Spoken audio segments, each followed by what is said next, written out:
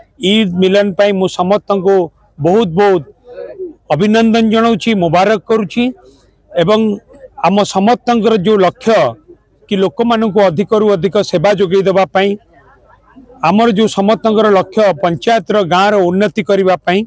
आम समस्ते हिंदू मुसलमान भाई आम समस्ते मिसिकी किपरि भाव में आम अंचल आहरी अधिक विकास हो पार उन्नति हो पार से आम कम करूँ। पवित्र रमजान मास जाइछि एवं ईद पर्व भी जाइछि से उपलक्षे आम अंचल मुसलमान भाई माने एवं हिंदू भाई माने समस्ते मिलित भाव में आज एठी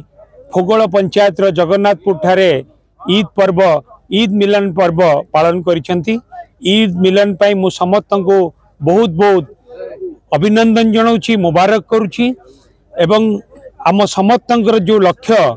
कि लोक मान अधिक रु अधिक सेवा जोगे देवाई आमर जो समस्त लक्ष्य पंचायत गाँव उन्नति करने आम समस्ते हिंदू मुसलमान भाई आम समस्ते मिसिकी किपरि भाव में आम अंचल आहरी अधिक विकास हो पार उन्नति हो पार से आम कम करूँ। Hello 10th examinees